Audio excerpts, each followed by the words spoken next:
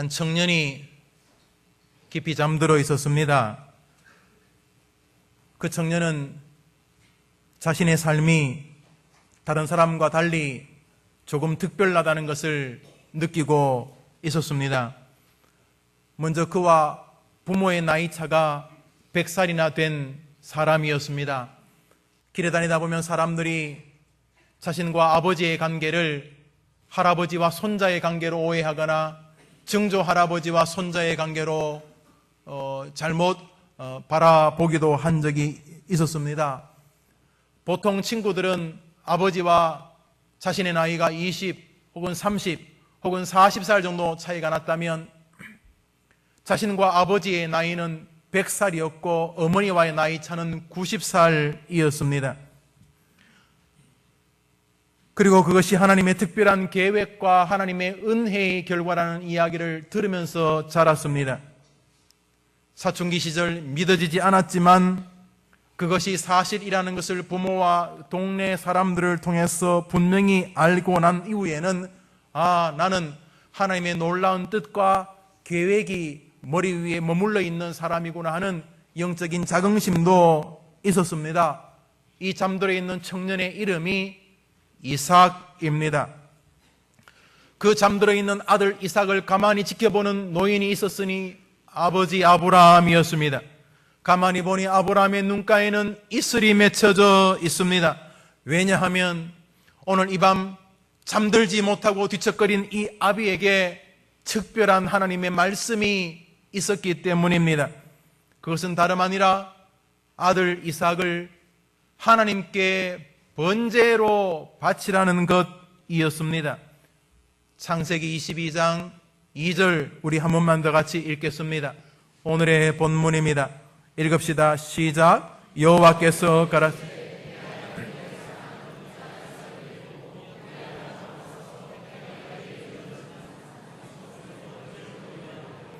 여호와께서 이르시되 내 아들 내 사랑하는 독자 이삭을 데리고 모리아 산으로 가서 그를 번제로 드리라.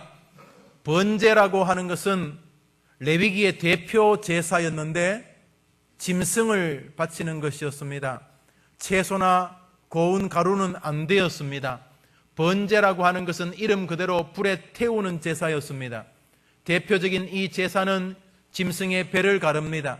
그리고 부패의 상징, 위선의 상징, 더러운 안의 것을 버린다는 측면에 내장을 다 끄집어내어 버렸습니다. 그리고는 짐승을 나무에 올려 불태우는 것이 번제 제사였습니다.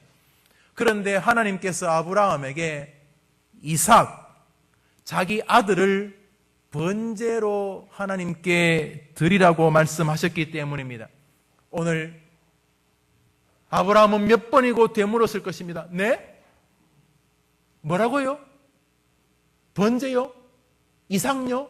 하나님, 이삭을 번제로 드리라고요? 이삭 맞습니까, 하나님? 몇 번이고 아브라함이 물어보지 않았겠습니까? 하나님의 말씀이 분명하다는 것을 깨닫고 나서 오늘 하루 종일 그 노인 아브라함의 손에 무엇이 잡혔겠습니까? 밥맛이라도 있었겠습니까?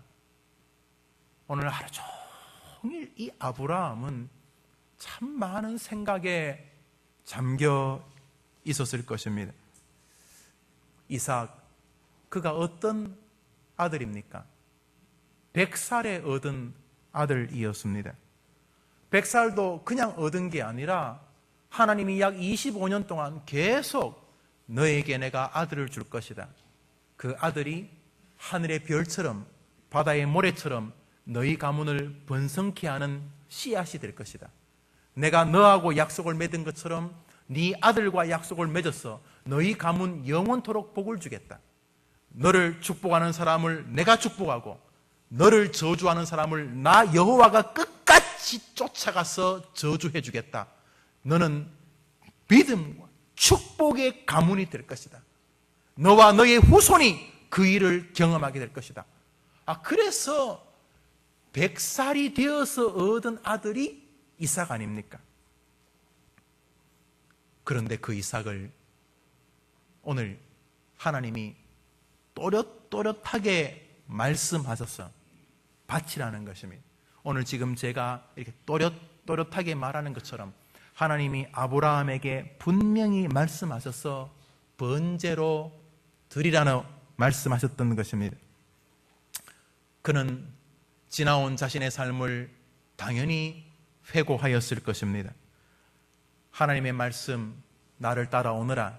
내가 너로 하여금 하늘의 별처럼 바다의 모래처럼 번성하는 가문을 만들어주고 너를 축복의 조상, 믿음의 조상이 되게 해 주겠노라. 네가 축복하는 사람을 내가 축복할 것이고 너를 저주하는 사람을 내가 저주해 주겠다. 너는 복의 근원이 될 것이다. 이런 말씀 믿고 자신의 고향 친척을 다 뒤로 하고 따라 나온 인생 아닙니까? 25년간이나 주님과 동행하였습니다. 돌아보면 참 파란만장한 시간이었고 기쁨도 있었지만 단련과 눈물과 고통과 인내의 시간이기도 하였습니다. 조금 지치려고 할 때마다 하나님은 변함없이 나타나셔서 너와 너의 자손이 하늘의 별과 같이 바다의 모래와 같이 번성할 것이라고 말씀해 주셨고 내가 너를 축복해 주겠다고 말씀하셨습니다. 그렇게 그 말씀 붙잡고 살아온 인생이었습니다. 그렇지만 광야 나그네 길을 걷는데 말씀만 쫓아가는 것은 쉬운 일은 아니었습니다. 그래서 아브라함이 때로 방황하기도 했었습니다. 20여 년 동안이나 너에게 자식을 줄게, 너에게 자식을 줄게. 그 자식이 하늘의 별처럼 바다의 모래처럼 번성하는 너희 후손에 아주 좋은 뿌리가 될 것이다. 이렇게 계속 말씀하셨지만 나이는 들어가는데 자식은 소식이 없었습니다. 그러자 90쯤 되는 어느 즈음에 아브라함이 하갈이라고 하는 젊은 여자와 동침하게 됩니다. 그리고 아이를 낳게 됩니다. 이스마엘이었습니다. 그러니까 하나님이 사라를 통해서 자녀를 주겠다고 말씀은 하셨지만은 그거는 그냥 좋은 말이고 실제적으로는 자신이나 아내, 특별히 90이 가까운 아내가 아이를 낳을 가능성이 이제는 완전히 없는 것입니다. 그런데 젊은 여자 하나, 계집종이었지만 어떻게 신분을 잘 해가지고 다시 부인이 되게 했습니다. 그리고 동침했을 때 아들이 생겼어요. 이스마엘이라고 하는 자식이 태어납니다. 물론 이것은 사라의 계획이었지만 사실 아브라함이 동의했던 아브라함의 속마음이기도 했었습니다. 아시다시피 이 하갈과의 이 결혼, 이 만남이 현재 이스라엘의 모든 문제의 근원이 됩니다. 지금 이스라엘의 중동 전쟁은 사실 이 이삭의 후손과 이스마엘의 후손의 싸움입니다. 왜 아브라함이 하갈과 다시 결혼하게 됩니까? 그것은 인간적인 욕심 때문이었습니다. 하갈이 더 좋아 보였던 것입니다. 하갈과의 삶이 자신의 가문을 더 번성하게 하고 하갈과의 사이에서 자식이 태어나면 더 얼굴이 날 것 같았었습니다. 하갈하고 살면 자신의 가문이 더 잘 될 것처럼 보였습니다. 자기의 미래도 좀 더 좋을 것 같았습니다. 하갈과의 삶은 자기의 삶을 번창하게 만들 줄 알았습니다. 결국 하갈과의 삶은 아브라함의 욕심이었습니다. 하갈과의 사이에서 이스마엘이 태어날 즈음에 하나님께서 다시 아브라함에게 나타나십니다. 내가 너희 아내 사라에게 아들을 줄 것이다. 사라가 정녕 내게 아들을 낳으리니 너는 그 이름을 이삭이라 하라. 내가 그와 내 언약을 세우리라.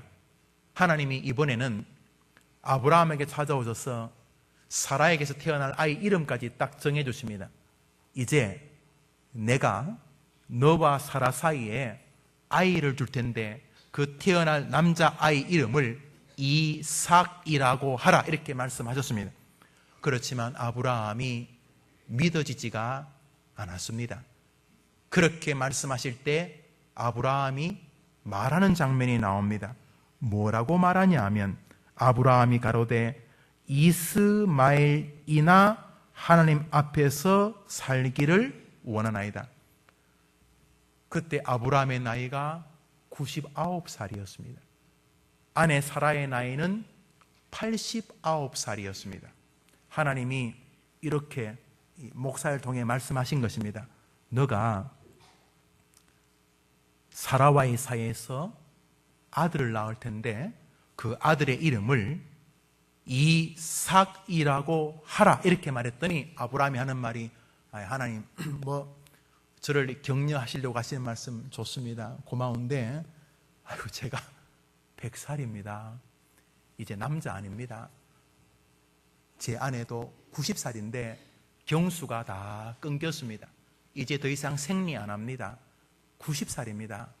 하나님 좋은 말씀 고맙습니다만 이제 저한테 자꾸 그런 말씀하지 마시고 이스마엘에게나 복을 주십시오, 이렇게 말합니다. 냉소와 불신이 교묘하게 깔려서 이스마엘에게나 복 주시고 더 이상 그런 이야기 하지 마세요, 이렇게 말할 때 하나님이 하신 말씀은 이것입니다. 하나님이 가라사대 아니라 내 언약은 내가 내년 이맘때 명년 이기안에 사라가 너에게서 낳을 이삭과 세우리라. 주님 말씀하시다. 아니, 내년 이맘때 이삭이 태어날 텐데 그 이삭과 내가 너하고 맺었던 언약을 갱신할 것이다. 이삭과 내가 언약을 맺어서 이삭을 통해 다윗을 보내고 이삭을 통해 그리스도를 보내고 이삭의 후손인 그리스도를 통해 온 인류가 복을 받도록 나는 다시 너하고 언약을 맺었던 것처럼 네 아들하고 그 이삭이라고 하는 네 아들하고 언약 갱신을 할 것이다. 내년 이맘때 내가 아들을 줄 것인데 그 아들의 이름을 이삭이라고 해라, 이렇게 말합니다. 그때가 99살이었습니다. 그러자 99된 이 노인의 마음에 지난 25년 가까이 들었던 말씀과는 또 다른 느낌의 말씀으로 다가오는 놀라운 역사가 일어나기 시작합니다. 그전에도 말씀을 쫓아서 고향도 떠나오고 말씀을 쫓아서 이래도 하고 저래도 하고 그랬어요. 그전에도 말씀 듣고 반응하고 울고 웃고 행복하고 결정하고 그랬어요. 그런데 99살쯤 되던 어느 날 하나님이 아니, 이스마엘에게나 복주라고 하갈과 이스마엘은 내어 쫓아라. 내가 너와 사라 사이에 이삭이라고 하는 애를 줄 것인데 그 아이와 너하고 맺은 언약을 다시 갱신할 것이다, 이렇게 말을 합니다. 99된 아브라함의 비로소 뭔가 큰 것 하나가 쿵 하고 들어박습니다. 그동안 망치 가지고 이렇게 마음을 톡톡톡 두드렸다면 그날 어마어마한 해머를 가지고 하나님이 아브라함의 영혼에 쿵 하고 들어박은 것입니다. 아브라함이 이전과 다른 세계에 진입하는 순간입니다. 아브라함이 생각했습니다. 뭐가 하나님의 열심을 저렇게 만들었을까? 저 어른이 왜 이 100살이 가까운 나한테 계속해서 너와 사라 사이에 자식을 주겠다고 저 어른이 왜 저렇게 나한테 말씀하시는 걸까? 왜 많은 사람이 있는데 왜 나한테 계속 저렇게 설교하시는 것이지? 왜? 이 땅에 5만 개도 넘는 교회가 있다는데 왜 나하고 해림교회 와가지고 저 김영훈 목사를 통해서 왜 자꾸 나한테 했던 말 또 하고 했던 말 또 하고 왜 저러시는 거지? 아브라함이 생각을 한 것입니다. 99 99살 때 모태신앙이고 주구장창 설교 듣고 성경 공부했던 이 아브라함에게, 때로는 말씀 따라 순종도 했던 이 아브라함에게 하나님은 끈질기게 다가와가지고는 계속 말씀을 하십니다. 그런데 100살쯤 되던 그때에 아브라함의 마음에 뭉클하게 무언가가 착상되기 시작합니다. 왜냐하면 가만히 있어보자. 99살, 89살 우리 둘 사이에 뭐 일이 있겠는가? 과거에도 희박했지만 지금은 인간적으로 아무런 희망이 없지 않는가? 그렇다면 말씀 밖에는 붙잡을 게 없지 않는가? 그전에야 뭐 말씀이 안 되면 내가 돈 벌어가지고 뭐 사람 통해서 뭐 은행에 대출 받아서 이렇게, 이제는 뭐 아무것도 할 방법이 없지 않는가? 100살인데 부인은 90살인데 이제는 뭐 재주고 요령이고 이제는 하나님 저 말씀이 되든 안 되든 둘밖에 없지 않는가? 99살에 그의 마음에 말씀을 대하는 다른 세계가 열립니다. 그런데 그 장면을 성경 로마서가 기록해 두고 있습니다. 들어보시기를 바랍니다. 아브라함이 바랄 수 없는 중에 바라고 믿었으니 이는 내 후손이 하늘의 별과 같음이라 하신 말씀대로 많은 민족의 조상이 되게 하려 하심을 인함이라. 그가 100세나 되어 자기 몸에 죽은 것 같음과, 이제 남자 아니란 말이죠, 사라의 태에 죽은 것 같음을 알고도, 이제 부인도 여자 아니에요, 믿음이 약하여지지 아니하고 100세쯤 되던 어느 즈음에 희한하게 말씀이 믿어지기 시작한 것입니다. 그전에는 모태신앙이고 뭐 목사고 이래서 뭐라 그러면 아이고 내가 목사인데 뭐 이랬는데 어느 즈음에 그런 거 다 떼고 하나님의 말씀이 그냥 쏙쏙쏙쏙 그냥 믿어지기 시작한 것입니다. 믿음이 없어 하나님의 약속을 의심치 않고 믿음에 견고하여져서 하나님께 영광을 돌리며, 따라합시다, 약속하신 그것을 또한 능히 이루실 줄을 확신하였으니 그러므로 이것을 저에게 의로 여기셨느니라. 75부터 99까지는 뭐 기분 좋을 때는 말씀 따라하고 뭐 기분 안 좋으면 또 내 요령으로 또 하가라고 또 살고 뭐 이래 살아왔어요. 그런데 멀리서 보면 믿음의 사람 맞아요. 뭐 누가 아니라 그러겠어요? 그런데 아직까지는 일이 안 일어나요. 왜 안 일어나냐면 진실로는 하나님의 말씀을 안 믿었거든요. 믿음이 없이는 기쁘시게 못하나니 하나님께 나아가는 자는 반드시 그가 계신 것과 또한 그가 자기를 찾는 자들에게 상 주시는 자이심을 믿어야 할지니라. 사실은 안 믿었거든요. 믿음이 없이는 죽도 밥도 안 되는데 안 믿은 거예요. 그런데 100살쯤 되던 즈음에 아브라함에게 믿어지는 은혜가 임하기 시작했습니다. 자기 몸에 죽은 것 같음과 사라의 태의 다침과 같음을 알고도 믿음이 약하여지지 아니하고 하나님이 능히 이루실 줄을 믿게 되었으니 하나님이 그것을 아브라함의 의로 여기시고 자녀를 주시니라.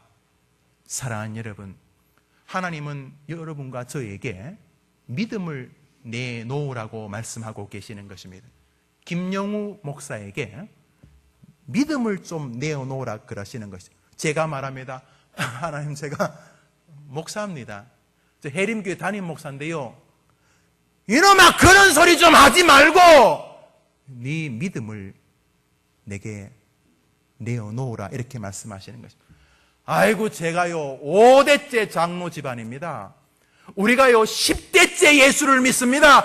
그런 소리 좀 하지 말고 믿음을 내어놓으라는 것입니다. 무슨 믿음요? 한번 따라합시다. 말씀대로 됩니다 라는 믿음을 내게 좀 내어놓으라는 것입니다. 아브라함이 멀리서는 믿는 사람처럼 보였는데 하나님에게는 아니었습니다. 99이 되었을 때 더 이상 인간적으로는 희망과 길이 없음을 깨닫고 비로소 언뜻 하나님이 왜 이렇게 내게 찾아오셔서 저러시는 거지? 저러니 왜 자꾸 나한테 이러시는 거지? 나는 이제 더 이상 희망이 없는데 100살인데 부인은 90살인데 무슨 그러다가 하나님은 내가 진짜 그 말씀을 믿는 것을 보기를 원하시는구나 깨닫게 된 것입니다. 로마서 4장은 말합니다. 아브라함이 바랄 수 없는 중에 바라게 되었다는 것입니다. 무엇 붙잡고? 말씀 붙잡고. 우리 해림교회 교인들이 다른 것은 교회에서 좀 못하셔도 말씀에 대해서만큼은 거의 미친 사람처럼 한번 따라합시다. 말씀대로 됩니다. 설교대로 됩니다. 그렇게 사시다가 하나님께 서게 되기를 주의 이름으로 축원합니다.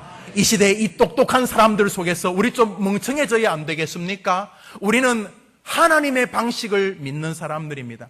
아니라면 이 아침에 여기 왜 앉아 있는 거고 저는 여러분에게 왜 설교를 하는 것입니까?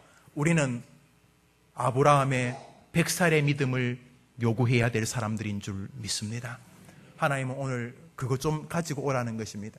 뭐라 그러면 내가 신학교 졸업했는데요, 내가 신학을 15년이나 했는데요, 내가 목사인데 그런 소리 좀 하지 말고 하나님의 말씀을 네가 어린아이처럼 믿고 있는지를 내게 보이라는 것입니다. 예수님 사역에서 가장 많이 등장하는 언급이 뭡니까? 예수님께서 그 여인의 믿음을 보시고 가라사대 따라 내 믿음이 너를 구원하였느니라. 주님께 보여드릴 말씀에 믿음이 있는 해림교우들 되기를 주의 이름으로 축원합니다. 교회 일을 열심히 하는 건 너무 고맙습니다. 그러나 좀 못하셔도, 헌금을 열심히 하시니 고맙습니다. 그러나 좀 못하셔도 말씀대로 된다는 믿음 하나만큼은 누구에게 뒤지지 않는다면 여러분은 여러분 가문 전체를 살리는 여러분 가문의 아브라함이 될 줄 믿습니다. 오 주여, 우리에게 아브라함의 믿음을 주시옵소서. 자, 그 아브라함이 그렇게 해서 받은 아들이 이삭이었습니다. 어쩌다가 무슨 시험과 나기 그런 게 아니고 이 사람은 진짜 하나님께 매어 달려서 100살에 받은 아이입니다. 이삭도 알지만 나도 알고 동네 사람 다 압니다. 얘는 하나님이 주신 사람이라고. 이제 이삭이 컸습니다. 아브라함 이삭만 봐도 배가 안 고팠을 것입니다. 이제는 이삭이 양 한 마리를 충분히 태워 나무 한 짐을 질 만한 청년이 되었습니다. 추정마다 다르지만 약 25세 전후였을 것이라고 추정합니다. 그렇다면 아브라함의 나이가 125세, 120세 혹은 130세가 되었습니다. 아브라함이 자기가 더 이상 남자답지 못하다고 말하는 것을 보니까 100살 할아버지가 맞습니다. 그런데 이 할아버지한테 하나님이 오셔서 이삭을 제물로 번제로 바치라는 것이었습니다. 그날 하루 종일 아브라함의 마음은 찢어졌을 것입니다. 뭐 아무리 믿음이 좋아도 무슨 아들이 개나 돼지나 닭 잡는 게 아니지 않습니까? 하루 종일 밥 한 톨 입에 들어가지 못했을 것입니다. 시간은 흘러서 밤이 되었고 그 아들이 잠자는 것을 가만히 지켜보고 있었을 것입니다. 오늘 하루 종일 아브라함 마음 안에서는 전쟁이 벌어졌을 것입니다. 뭐요? 하나님, 이게 말이 됩니까? 오늘 설교 제목이기도 하죠. 하나님, 말이 안 되잖아요. 하나님, 우선 하나님이 중요하게 여기는 게 뭡니까? 살인하지 말라. 하나님은 살인하지 말라고 십계명에 담아두신 분 아닙니까? 아니, 사람을 남도 함부로 안 죽여야 되는데, 아버지가 자식을 죽인 다음에 불태워서 제사하는 건 그건 이방 악한 신들이나 하는 짓이고 그 우상에 미친 사람들이나 하는 짓이지, 아니 어떻게 하나님이 인신 제사를 원한다는 말입니까? 성경 어디에도 없는 사람을 제물로 바치라는 게 하나님 말이 됩니까? 하나님, 이게 무슨 말입니까? 이거 말이 안 되지 않습니까? 하고 싶었을 것입니다. 또 하나님, 내가 내 자식을 죽인다고 칩시다. 하나님 꼴이 뭐가 됩니까? 나야, 야, 저 사람 교회 열심히 다니다 미쳤구나. 그렇다고 칩시다. 그런데 내가 하나님, 이 고대 근동에서 가장 놀라운 유일한 신이신 야훼, 당신의 이름은 어떻게 됩니까? 내가 내 자식을 배를 갈라서 창자 다 꺼내고 불태워 죽였다 칩시다. 나도 동네 사람이나 가족들에게 미친놈 되겠지만은, 아니 내 위신을 떠났어. 네 하나님은 사람 죽이는 신이라 그러면 하나님의 명예는 어떻게 되는 것입니까? 말이 안 되네. 하나님 말이 안 돼요. 라든지, 아니면 하나님 100번 양보해서 좋습니다. 제가 잡지요. 제가 미친놈 생각하고 내가 미쳤다 생각하고 내 자식을 죽이겠습니다. 그런데 죽이기 전에 한번 따져봅시다. 하나님 뭐라 그랬어요? 지난 25년 동안 내가 다 기억합니다. 12장, 13장, 15장, 17장, 19장 몇십 번씩 뭐라 그러셨어요? 내 손 붙잡고 뭐라 그러셨어요? 아주 컴컴한 밤에 나를 장막에서 이끌고 오셔서 뭐라 그랬어요? 아브라함아, 하늘의 별을 봐라, 바다의 모래를 봐라. 셀 수 있냐? 하늘의 별보다 바다의 모래보다 너의 후손이 더 많아질 것인데 누구를 통해 더 많아질 것이냐? 이삭은 당신이 지어준 이름 아닙니까? 이삭을 통해서 하늘의 별처럼 그렇게 말해놓고 죽여버리면 이전에 했던 말하고 지금 말하고 완전히 다른 것 아닙니까? 아니 나야 욕을 먹더라도 하나님이 이랬다 저랬다 말이 됩니까? 하나님, 내 당신의 위신을 위해서라도 못합니다. 하나님이 이전에는 요렇게, 이번에 요렇게. 하나님이 하신 말 때문에 나도 내가 못합니다. 요즘 하나님이 수습이 안 되시는가 본데 하나님 그거 아닙니다. 말이 됩니까? 라고 하고 싶었을 것입니다. 했다는 거 아니고 이건 저 혼자 지어낸 거예요. 또 집에 가서 또 찾아보죠. 없어요. 저 혼자 지어낸 거예요. 2절 다음에 번제로 드리라 그러면 아브라함이 이게 뭐요? 이게 통성기도 40일 해보고요. 이 뭐예요? 이거 웬일이래? 오메 살다 보면 별일이 다 있구만. 이게 뭐래? 그런 말이 없어요. 2절 제가 읽을 테니 여러분 2절 뒤에 무슨 일이 있었는지 3절을 읽으시기를 바랍니다. 2절 제가 읽습니다.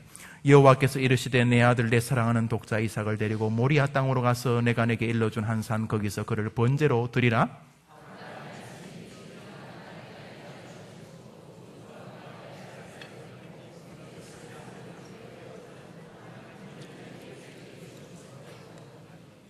(3절은) 이렇게 말합니다. 한번 따라합시다. 아브라함이 아침에 일찍 일어나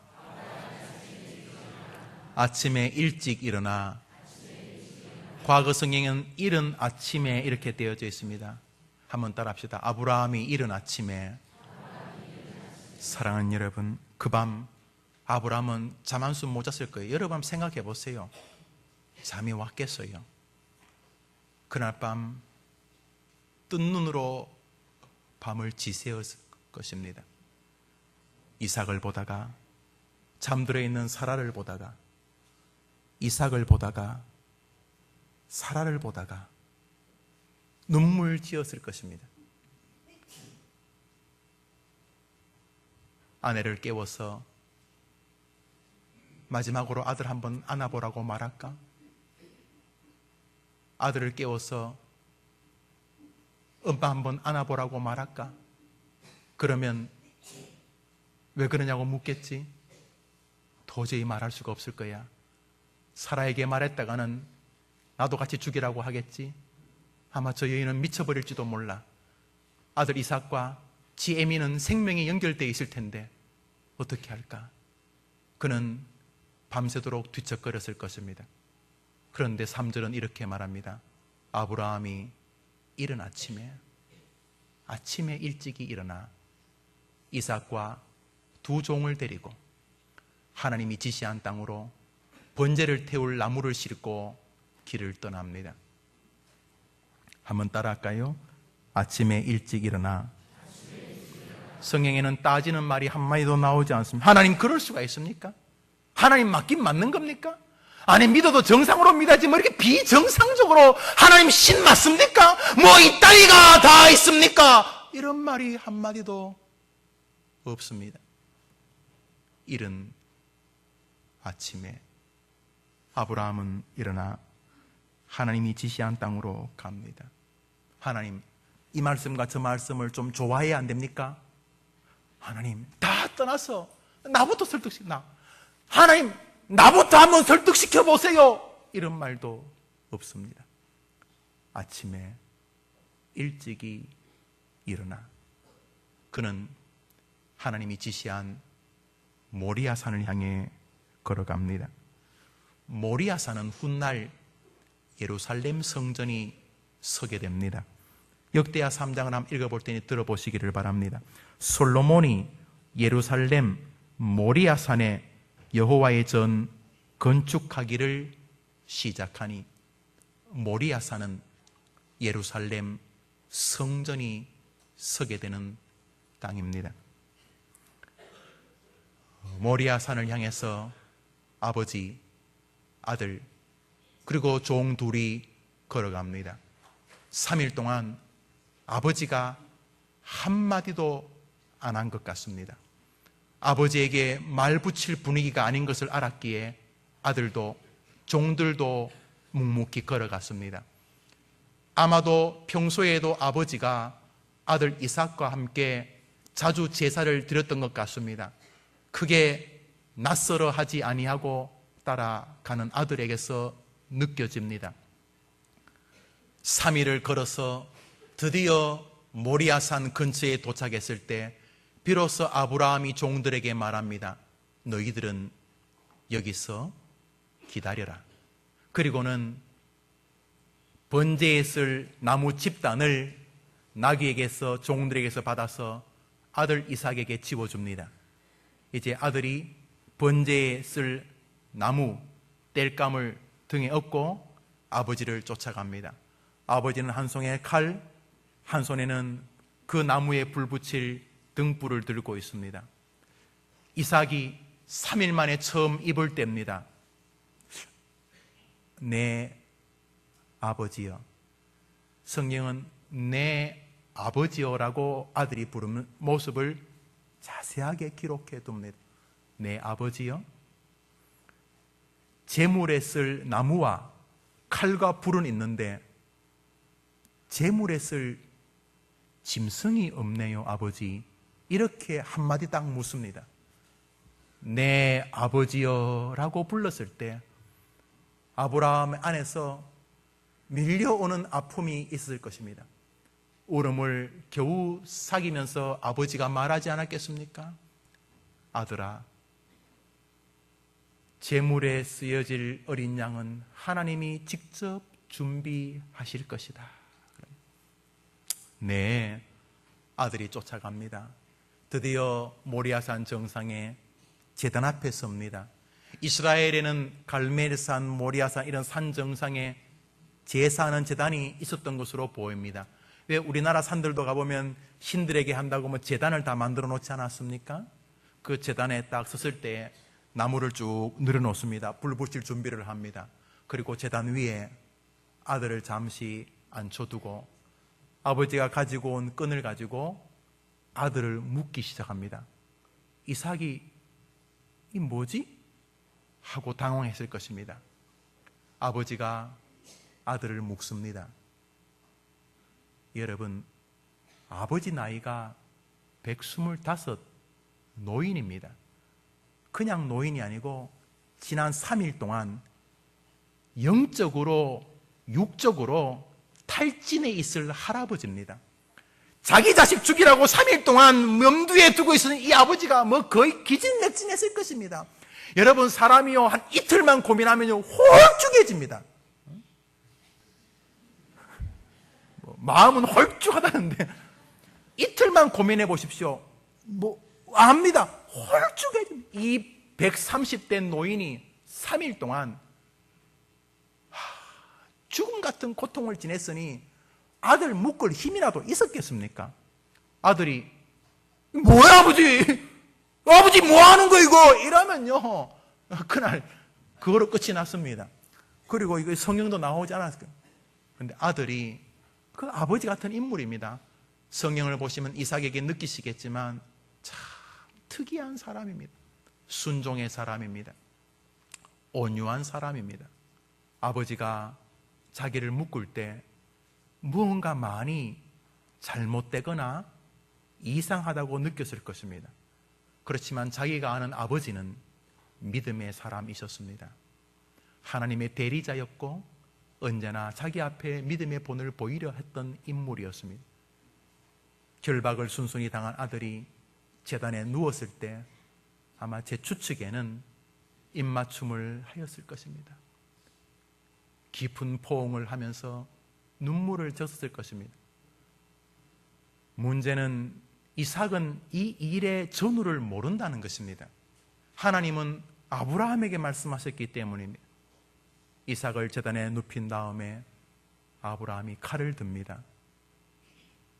이삭은 지금 전혀 이해가 되지 않습니다. 이 무슨 일이 벌어지고 있는 것인지. 눈을 감지 않았겠습니까?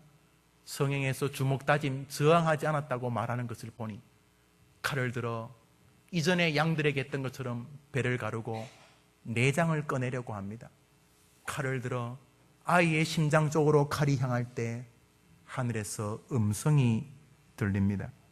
무슨 음성입니까? 아브라함아, 아브라함아. 잠시 칼을 멈춥니다. 아브라함이 대답합니다. 종이 여기 있나이다. 또 하늘에서 음성이 들립니다. 그 아이에게 손을 대지 말라. 너가 여호와를 경외하는 줄을 내가 아노라. 할렐루야. 여러분, 여기 믿음의 조상으로 재탄생하는 여러분과 저의 믿음의 뿌리가 되는 아브라함의 신앙이 있습니다. 문제는 이러한 영적 사건이 하나의 에피소드가 아니라는 데 있습니다. 오늘 설교의 핵심은 바로 지금부터 드릴 5분간에 있습니다. 무슨 말이냐 하면 하나님이 이 사건을 왜 기록해 두셨냐 하는 것입니다. 무엇 때문에 이 사건을 이렇게 장황하게 우리에게 알려주시는가 하는 것입니다. 그것은 조금 전 읽었던 로마서 4장에 이어집니다. 아브라함이 100세나 되었을 때 믿음이 없어지지 아니하였다는 그 말씀 이어서 여러분에게 몇 구절을 읽어보겠습니다. 로마서 4장 후반을 읽습니다. 한번 따라 하시기 바랍니다. 저에게 의로 여기셨다 기록된 것은 아브라함만 위한 것이 아니요 의로 여기심을 받을 우리도 위함이니. 한번 따라 합시다. 아브라함만을 위함이 아니요 우리도 위함이니. 사랑하는 여러분, 아브라함의 이 사건을 우리에게 기록하는 이유는 우리 때문이라는 것입니다. 아브라함만 이런 식으로 믿음의 조상이 되고 복을 받고 후손들이 잘 되는 게 아니고 너희들도 이 방식대로 해야지만 복을 받는다는 것을 말하고 싶으신 줄 믿으시면 아멘 하시기 바랍니다. 어떤 선전이 침대는 과학이 아니다 이렇게 말을 했다지요? 여기 진짜 영적 과학이 있습니다. 무슨 과학? 잘 살아보려고 이렇게도 해보고 저렇게도 해보는 수많은 과학들이 있지만 여기 영적 과학이 있습니다. 아브라함의 방식을 쫓는 영적 과학인 줄 믿습니다. 여러분, 하나님 말씀하실 때에 그 말이 됩니까? 그 현실적이 아니에요. 이거 쓸데없는 소리 하지 마세요. 이것이 세상의 방식이라면 아브라함의 과학은 이것입니다. 하나님께서 우리에게 주시는 은혜의 세계. 주님, 주님 말씀하신 대로 종이 순종하겠습니다. 여러분, 성경은 이렇게 말합니다. 그러므로 믿음으로 말미암는 자는 믿음이 있는 아브라함과 따라합시다. 아브라함과 함께 복을 받느니라. 믿음이 있는 자는 아브라함의 복과 동일하게 받는다는 것입니다. 성경을 기록한 것은 3500년 전에 아브라함이 믿음 좋았다는 이야기 하려는 게 아닙니다. 나 여호와는 어제나 오늘이나 똑같은 방식으로 너와 너의 가문을 축복할 준비가 되어 있다는 것입니다. 여러분, 오늘도 여러분에게 성경이 손에 들려져 있습니다. 우리는 그러기에 너무 똑똑합니다. 성경만 따르기에는 아는 게 너무 많습니다. 들은 게 너무 많습니다. 배운 게 너무 많습니다. 성경만 쫓기에는 우리의 의지가 너무 강합니다. 아브라함처럼 99살까지 외형은 신앙인이지만 성경대로 안 했습니다. 그러나 99쯤 되었을 때 말씀이 믿어지기 시작했던 것입니다. 할렐루야. 그러면서 아브라함은 역사의 주인공이 되었습니다. 사랑하는 여러분, 아브라함만을 위한 것이 아니라고 말씀하시는 것은 주님의 애틋한 마음 전부가 우리를 향해 있음을 알려주시는 것입니다. 야고보서 2장은 말합니다. 아브라함이 하나님을 믿으니 이것을 의로 여기셨느니라. 이 말씀은 믿음으로 말미암는 것이 아브라함과 함께 우리가 복을 받게 하기 위함이라, 이런 뜻이 되는 것입니다. 말씀을 맺습니다. 세상 사람들은 이것저것을 붙잡을 때 아브라함은 비로소 말씀을 붙잡기 시작합니다. 왜 아브라함을 믿음의 조상이라고 부르는지 성경은 말합니다. 그는 바랄 수 없는 중에 바라고 믿었다는 것입니다. 일부러 무식할 필요는 없지만 우리 주님 앞에 설 때까지 말씀대로 됩니다라고 고백하게 되기를 주님의 이름으로 축복합니다. 제발 우리 해림교회는 말씀대로 됩니다는 신앙에서 물러서지 맙시다. 주님 말씀하시면 가는 것이 성공하는 것이고, 주님 말씀하시면 서는 것이 성공하는 것인 줄 믿었어. 내가 아무리 지혜를 발휘해봐야 인생은 괴로울 뿐이지만, 세상 사람들이 비록 무식하다 할지라도 주님 말씀 중심으로 믿음의 길을 가기 위하여 오늘도 설교의 모든 생명을 걸고, 오늘도 성경 묵상에 자신의 삶을 드리면서 솔라 스크립투라, 오직 말씀으로 살았어. 들려지는 말씀이 나에게 무슨 의미인지를 이해하고 순종하고 그 말씀을 내 안에서 받아들이며 내 삶에서 드러내기 위하여서 오늘도 그 말씀을 묵상하고 집에 돌아가 다시 말씀을 반복해 듣고 그 말씀 속에서 자기의 주시는 영적 세계와 영적 모티브를 붙잡고 또 그 말씀과 한 주를 살면서, 이야, 말씀을 따를 때 진짜 복을 주시는구나 고백하는 우리 해림의 성도들 되기를 주님의 이름으로 축원합니다. 찬양합시다.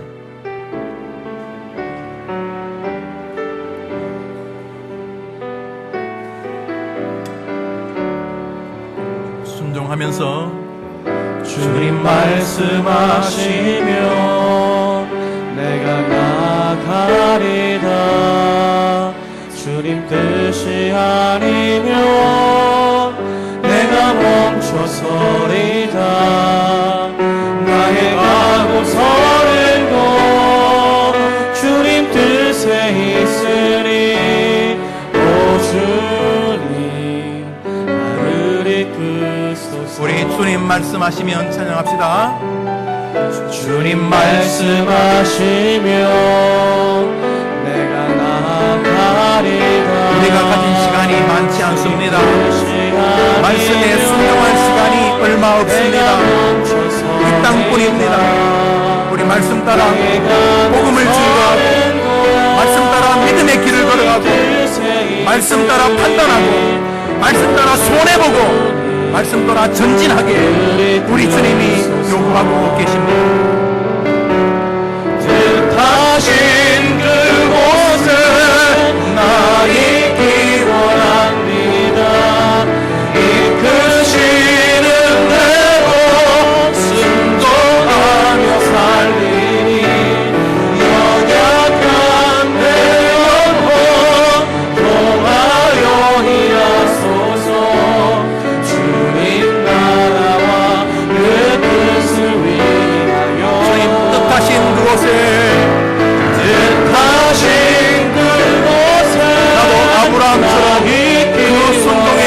있기를 원합니다. 주님 말씀하시면 따르겠습니다.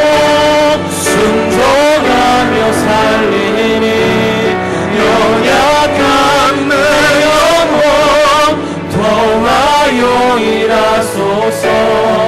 주님 나라와 그 뜻을 위하여 오 주님 나를 말씀으로 이끄소서. 우리에게 아직 기회가 있습니다. 무슨 기회가 있냐면 조금 멍청하게 세상 사람들이 보면 좀 멍청한 사람처럼 그렇지만 가장 지혜로운 하나님의 말씀을 순종할 기회가 조금 남아 있습니다. 이 땅밖에는 기회가 없습니다. 이 땅에서만 할 수 있으신 일입니다. 주여 말씀하옵소서. 주님이 원하시는 그곳에 제가 서겠습니다. 이게 바보들의 인생이 아니라 이것이 자신과 자신 만대의 후손들을 축복하는 길인 줄 믿으시고, 하나님 나도 말씀에 순종하고자 하는 강렬한 신앙의 열망과 기쁨을 나에게 주시옵소서. 이 제목으로 한번 같이 기도하겠습니다. 기도합시다. 하나님 아버지, 주님 감사합니다.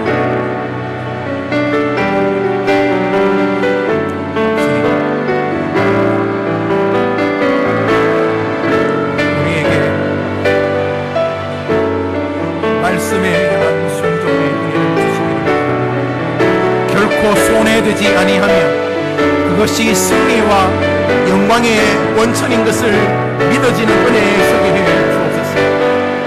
주님 말씀하시면 모리아산에 서겠습니다. 주님 말씀하시면 저 중국 땅에 북한 땅에 서겠습니다.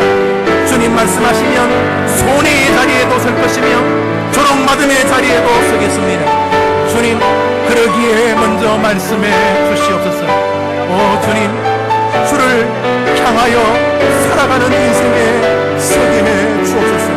오 주님, 나를 이끄시옵소서. 오늘 그리고 이 한 주간도 말씀에 승리하게 하옵소서.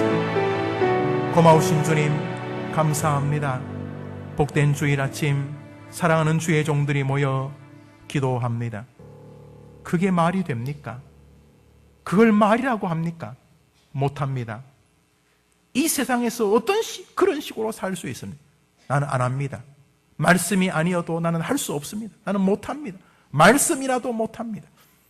이 시대의 정신사조입니다. 주님, 그러나 우리 해림교회는 저 연만한 노인으로부터 어린 아이까지 주님 말씀하시면 제가 해보겠습니다. 주님 말씀하시면 내가 모리아산으로 나아가겠습니다. 주님이 원하시는 그 말씀이 있는 자리에 내가 서기를 원합니다. 이 시대에 드문 아브라함이 이곳에서 발견되게 해 주옵소서. 주님, 세상의 수많은 지식이 자기를 이끌 것이라고 생각하는 이 세상 사조 속에서 교회까지도 말씀보다는 상식이, 말씀보다는 세상의 논리가 진실처럼 보여질 때에 우리 해림교회는 말씀이 전부인 교회가 되게 해 주옵소서. 그래서 말씀 따라가면 결단코 손해되지 않는다는 것을 우리의 대가 이어가며 증명하는 교회가 되게 해 주셔서 가장 빠른 승리의 길이 말씀 따르는 길임을 보여드리게 해 주옵소서. 4월이 시작됩니다. 주님, 무엇을 따라 결정할 것인가, 무엇을 따라 판단할 것인가 생각할 때에 주의 말씀을 쫓아가는 이 시대의 영적 아브라함들의 성도들의 모습, 그런 성도들의 교회가 되게 하여 주시기를 예수님의 이름으로 기도합니다. 아멘. 이제는 우리 예수님의 크신 은혜와 우리 하나님의 놀라운 사랑과 성령님의 위로와 교통하심이 말씀 중심의 믿음 생활로 신앙의 색깔을 재편하고 말씀 중심으로, 말씀 순종으로 말씀 기대로, 말씀 적용으로 한 인생 남은 길 걸어가 이 시대에 아브라함의 새 역사를 쓰리라 다짐하는 귀한 남녀 종들 위에, 저들의 한 주간의 생업 위에 이제로 영원토록 함께 있을지어다. 아멘.